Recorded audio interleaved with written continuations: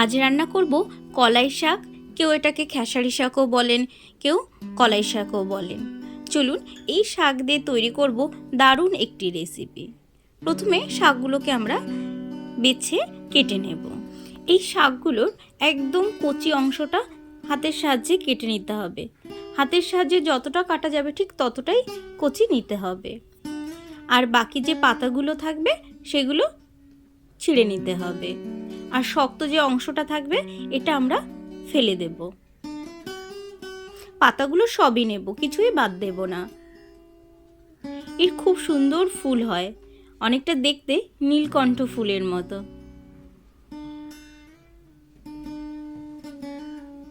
একদম নরম অংশটা হাতের সাহায্যে ছিঁড়ে নেব।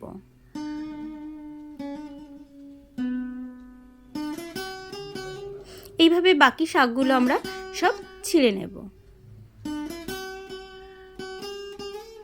সব শাকগুলোকে আমরা বেছে নিয়েছি, এবার এগুলোকে খুব ভালোভাবে ধুয়ে নেব। শাকগুলোকে ভালো করে ধুয়ে নিয়েছি, এখন এগুলোকে খুব ভালো করে কেটে নেব। এই শাকগুলোকে খুব ভালোভাবে কুচি কুচি করে কাটতে হয়, তবেই টেস্ট লাগে।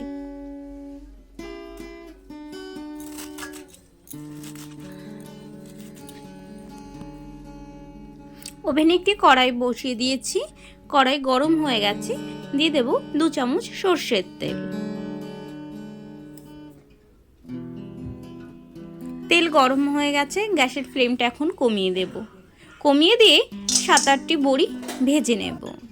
এখানে আমি বিউলি ডালের বড়ি ব্যবহার করছি। গ্যাসের ফ্লেমটা কমিয়ে বড়িগুলোকে একটু লাল করে ভেজে তুলব। খেয়াল রাখতে হবে পুড়ে যেন না যায়।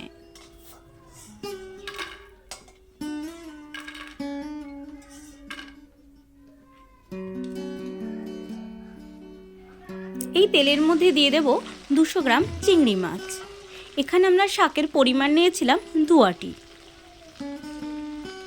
এই চিংড়ির মধ্যে দিয়ে দেব হলুদ গুঁড়ো আর নুন। নুন হলুদ দিয়ে চিংড়ি মাছগুলো বেশ লাল লাল করে ভেজে তুলব।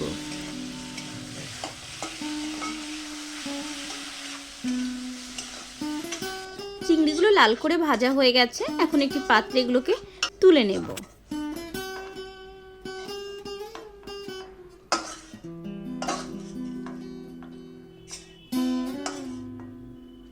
এই কড়াইতে দিয়ে দেব আরও 1 চামচ সর্ষের তেল।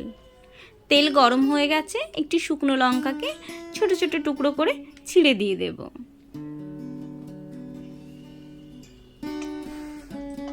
শুকনো লঙ্কাকে একটু বাদামি রং ধরতেই দিয়ে দেব 1 চামচ জিরে গুঁড়ো। জিরে গুঁড়ো দিয়ে 30 সেকেন্ড মতো ভেজে নেব। তারপর দিয়ে দেব কুচিয়ে রাখা সেই শাকগুলো।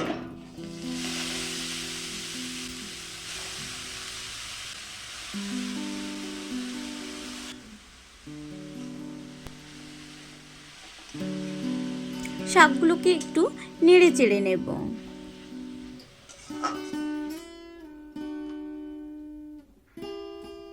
দিয়ে দেবো 1/2 চামচ হলুদ গুঁড়ো, স্বাদ মতো নুন।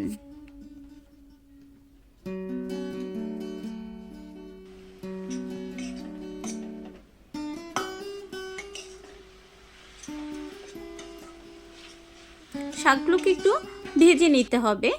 যে শাক ভাজা খায় তার থেকে সামান্য একটু কম থাকলেই হবে। শাকগুলো আমাদের ভাজা হয়ে গেছে, এখন দিয়ে দেব পরিমাণ মতো জল। জলটা খুব বেশি দেওয়ার প্রয়োজন নেই, শাকটা মাখা মাখা হবে, এই জন্য একটু কম দিলেই হবে।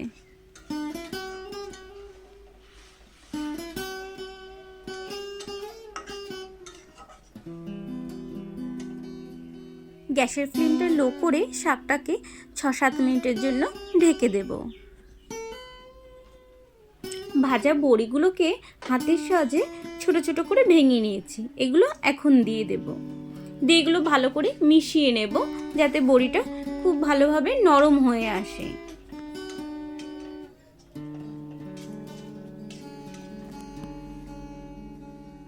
ভেজে রাখা চিংড়িগুলো এখন দিয়ে দেব।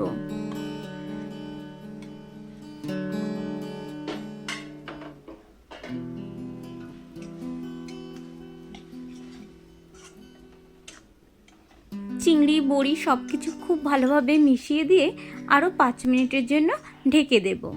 ততক্ষণে আমরা একটি মশলা তৈরি করে নেব। দেব 1/2 ইঞ্চি আদা, 2 চামচ গোবিন্দভোগ চালকে 10 মিনিট ভিজিয়ে রেখেছিলাম, সেটাও দিয়ে দেব।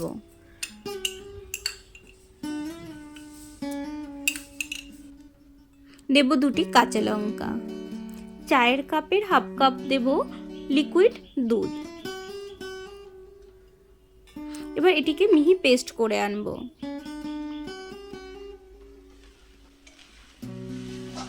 ঢাকনা খুলে আমরা যে পেস্টটা তৈরি করে রেখেছিলাম সেটা এর মধ্যে ঢেলে দেব। পেস্টটা অবশ্যই খুব মিহি হতে হবে। মিক্সারটি ঢেলে দেওয়ার পর শুকিয়ে আসবে, যেহেতু চালের গুঁড়ো দেওয়া আছে তার জন্য এভাবে আঠা আঠা হয়ে আসছে। এখন আমরা মিক্সার গ্রাইন্ডারের বাটিটি ধুয়ে একটু জল অ্যাড করব।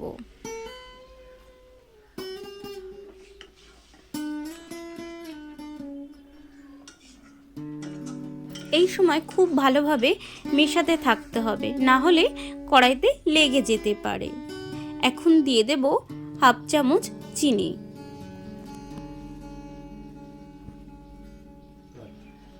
চিনি দিয়ে আবারও ভালো করে মিশিয়ে নেব।